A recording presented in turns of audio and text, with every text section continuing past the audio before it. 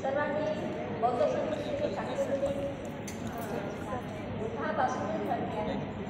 पण मला हे पदुमंत रोग 13वे विधा आहे 28 विधांपैकी. त्याच्यामध्ये महाराष्ट्रीय भगवंताचा जन्म हा महाराष्ट्रामध्ये झाला आहे. त्याला महाराष्ट्रीयन असं म्हणतात. मला असं वाटतं तेव्हापासूनच मराठी बालीचा संबंध मला असं दुसरा असावा असं आहे की स्वतःच्या पदुमंताचा होतो आणि जती नावाचे पेपर लिखाय ना पडले ना तर इथे आहे सदा बोधी सतो जतीले नाम महान अभियो बुद्ध प्रमुख सचिदान पदासी सो भी न अनागते उठो भविष्य सती याद से। अर्थात उस समय हमारे बोधि सत्वजन नामक महाराष्ट्रियों को कर सही भिक्षु संघ को तीनों भिक्षु जीवदान दिया और उन्होंने कहा कि तो भविष्य में युद्ध होगा और भगवान समय दूसरे बताए ये जो है वहाँ पर महाराष्ट्र में कोई भी तीर्थक नहीं थे। यानी महाराष्ट्र में पूरा बौद्ध धर्म हो गया था पूरे एस्टेब्लिश। तो तब उस समय में महाराष्ट्र मराठी और बाली का मिश्रण हो गया था।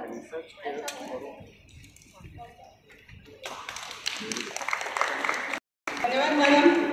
त्यानंतर मी डॉक्टर प्रतिभा बेडा मॅडम यांना आमंत्रित करते की त्यांनी 2 मिनिटं आपल्या विषयाला न्याय द्यावा। धन्यवाद मॅडम। नमो तस्स भगवतो अरहतो सम्मा संबुद्धस्स। आदरणीय विचार मंच तसेच उपस्थितांमध्ये बसलेले सन्माननीय सदस्यांना नमस्कार करते। माझा विषय आहे पाली भाषा और साहित्य का अभिजात स्वरूप। पाली साहित्य बुद्ध वचन है और बुद्ध वचन ने संपूर्ण विश्व में समानता और शांति प्रदान करने का कार्य किया है। भाषा श्रेष्ठ और कनिष्ठ नहीं मानी जाती है, उसका मूल्यांकन भाषा में रचित साहित्य से होता है और इस दृष्टिकोण से पाली भाषा अभिजात भाषा है। कच्चायन व्याकरण में कहा गया है समागमी मूल भाषा नरायायदी कप्पिका ब्रह्मादोच सुतालाना संबुद्धा चापी भासरे। अर्थात मागधी बहुमूल भाषा है जिसमें प्रथम कल्प के लोग बोलते थे, जो अश्रुत वचन वाले शिष्यों की मूल भाषा है जिसमें बुद्ध ने अपने धर्म का उपदेश दिया है।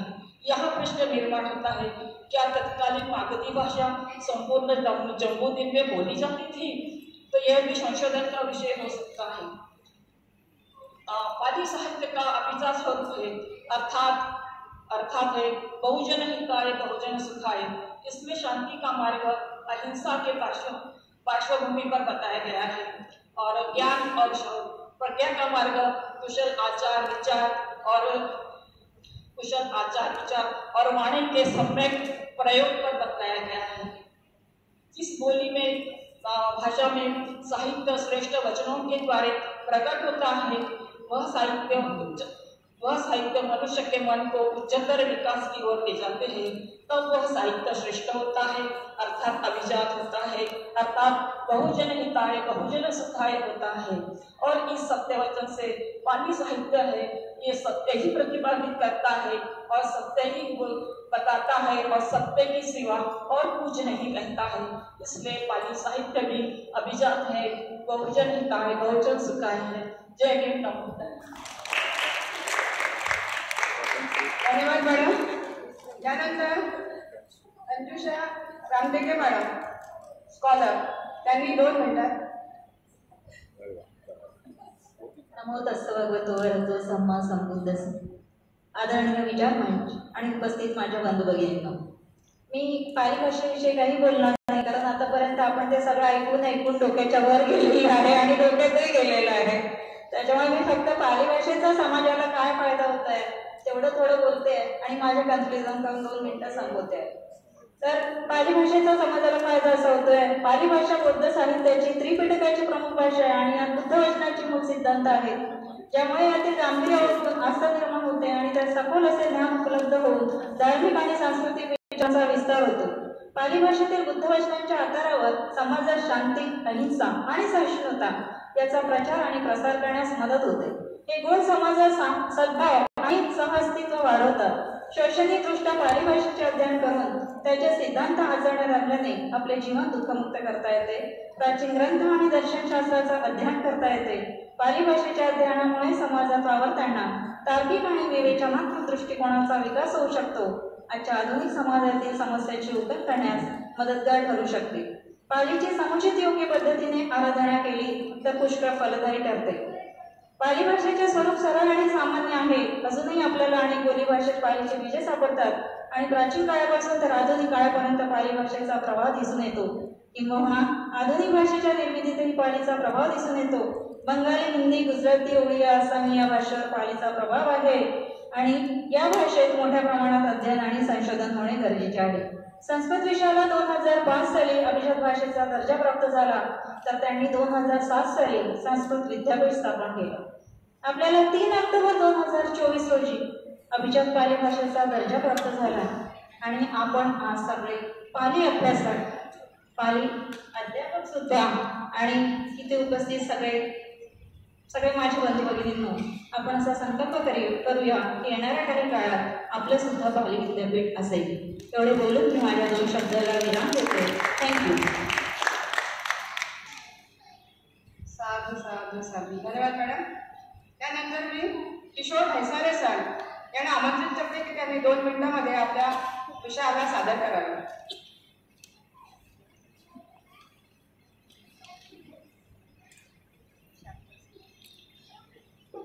Since I have given very short time to just read my paper, I will just go through it shortly. So, Pali language is an ancient Indian tongue closely associated with Buddhism and Jainism.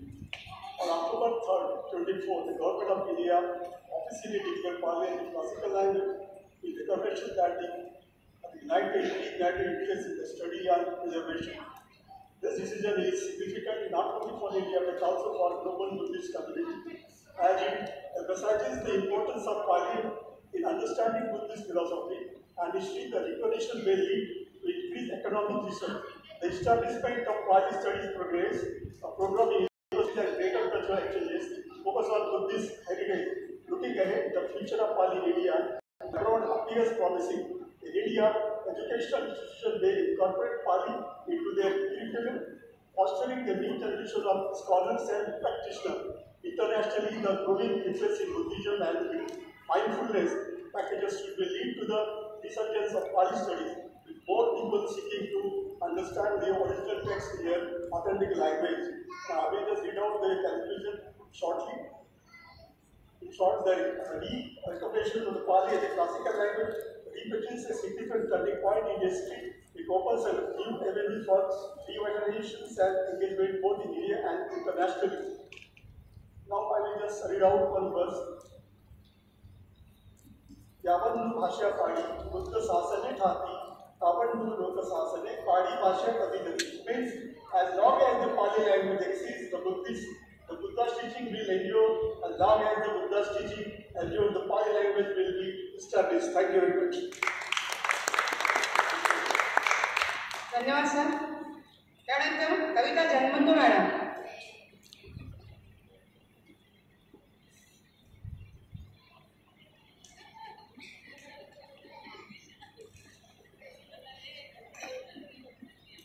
सर्वांना नमोबुद्धाय आणि जय भीम. मंचावर उपस्थित सर्वांना पुन्हा एकदा नमोबुद्धाय. 2 मिनिटात संपवायचा म्हणून सर्वप्रथम माझा विषय आहे पाली साहित्य से प्रदर्शित सभ्यता और संस्कृति. तो पाली साहित्य द्वारा प्रदर्शित सभ्यता और संस्कृति में नीचे दिए गए निम्नलिखित घटकों का समावेश होता है.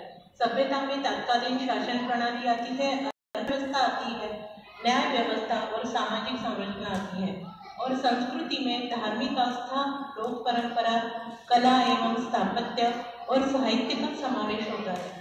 पाली साहित्य का जब हम अभ्यास करते हैं तो विभिन्न कला और स्थापत्य में पाली साहित्य का उपयोग हुआ है। गुफा और विहारों में भी कुछ चित्रित जातक कथाएं हैं जो बुद्ध जीवन की कथा है, और यह पाली साहित्य में ही हमें मार्गदर्शन निर्मित करती है।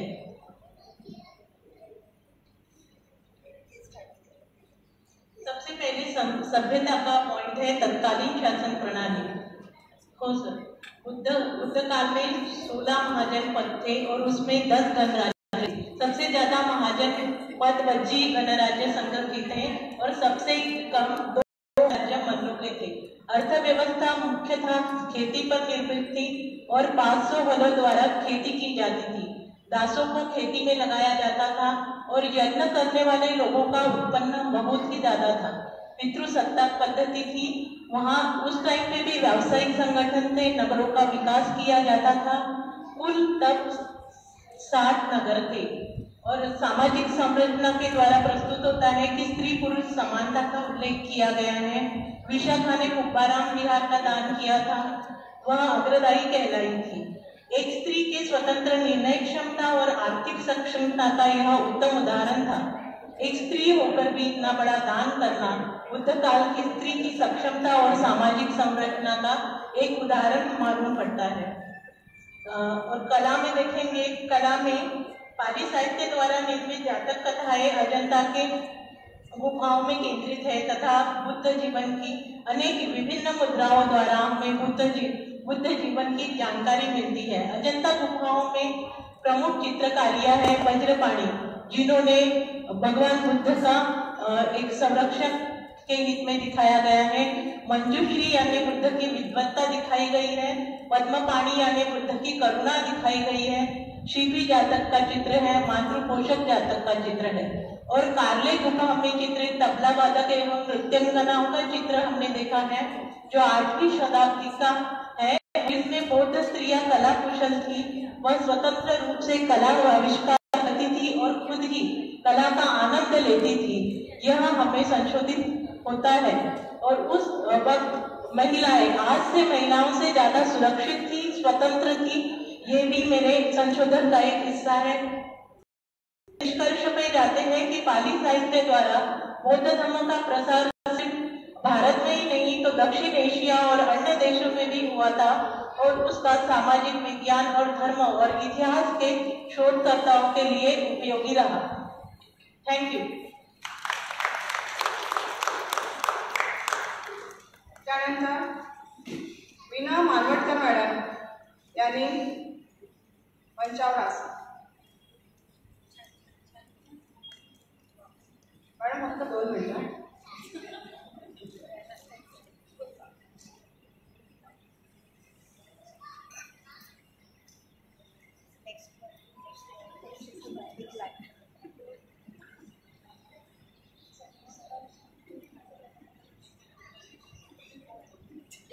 माझा विषय आहे थेरी गाथेतील बुद्धकालीन महिला। थेरी गाथेतील थेरी भिक्षुनी स्वतःला आपल्या आयुष्यातील आपले दुःख प्रसंग अनुभवताना त्या विशद करतात की शरीर मांसपेशी व हाडांचे बनलेले आहे, एक दिवस ते नष्ट होणारे आहे। त्यामुळे धार्मिक जीवनाकडे स्वतःला आकर्षित करताना दिसतात। आज मनुष्य भौतिक वस्तूकडे आकर्षित होताना दिसतात, मोहमायामध्ये फसलेले आहेत। थेरी स्वतःला बुद्ध विचाराकडे प्रेरित करताना दिसतात।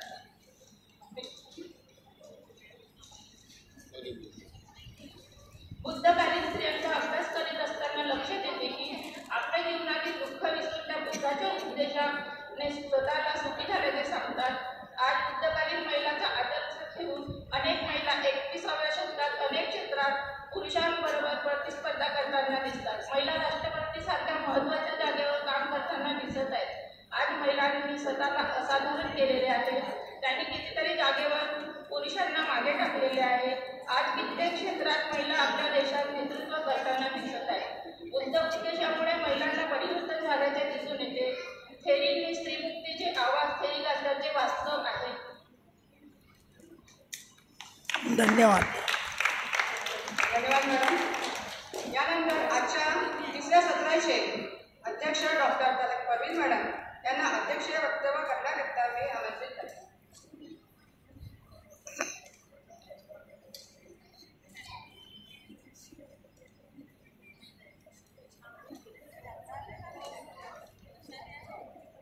धन्यवाद जॉली। इस सत्र में जितने भी जो है शोधकर्ताओं ने जो है अपनी बातें रखी, उन सभी को मैं बधाई देना चाहती हूँ। और जो भी आप लोग शोध जो शुरुआत की है करने की, उसके कुछ मापदंड हैं और उसे सीखें थोड़ा कि किस तरह से करनी चाहिए। केवल ये इससे तक निबंध नहीं है। ये शोध पत्र में क्या होता है कि आप जो है जो पाली ग्रंथ है, उस पाली ग्रंथ में आप देखते हैं कि इस विषय के बारे में कहाँ पे किस प्रकार से इसको जो है बताई गई है, उसका रेफरेंस लेते हुए फिर समकालीन जो है आज के संदर्भ में उसको जोड़ते हुए फिर आप बताएं। और मुख्य रूप से हमेशा इस बात का ध्यान रखें कि आपका विषय क्या है। हमेशा आप अपने विषय तक जो है सीमित रखें, इसलिए उसे कहा जाता है लिमिटेशंस ऑफ द रिसर्च। इस चीज़ का ध्यान रखिए। डाटा कलेक्शन कैसे की जाती है वो सीखिए। जो मैथडोलॉजी है रिसर्च का, अनुसंधान की जो पद्धति है उसे जानना आवश्यक है। तो इन जो महत्वपूर्ण बिंदु है संशोधन के, इस पे ज़रूर आप लोग ध्यान रखें। और बाकी बहुत बहुत धन्यवाद, आप लोगों ने प्रयास किया, इसके लिए बहुत बहुत धन्यवाद और कोशिश करते रहें।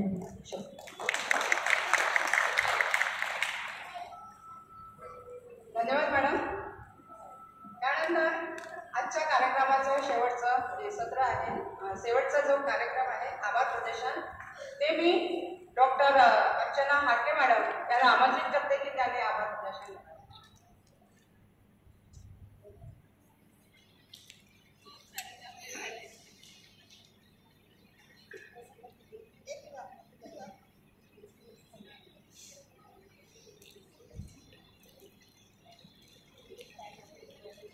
नमो तस्सै भगवतो अरहतो सम्मा सम्बुद्धस्सै। मंच पर उपस्थित सभी दिग्गजनों को अभिवादन करती हूँ। आदरणीय अध्यक्षा महोदया, डॉक्टर तलत रवि आचार्य को मैं हृदय से आभार व्यक्त करती हूँ। मुख्य शोधकर्ता डॉक्टर कविता मीणा, डॉक्टर स्नेहा बगारे, किशोर सारे, अनुषा रामदेवी, कविता जनबंधु, सभी शोधार्थी को उनके शोध करने के लिए बहुत बहुत धन्यवाद देती हूँ। सभी श्रोतागण को बहुत बहुत धन्यवाद देती हूँ। आज उन्होंने मुझे यहाँ धन्यवाद ज्ञापन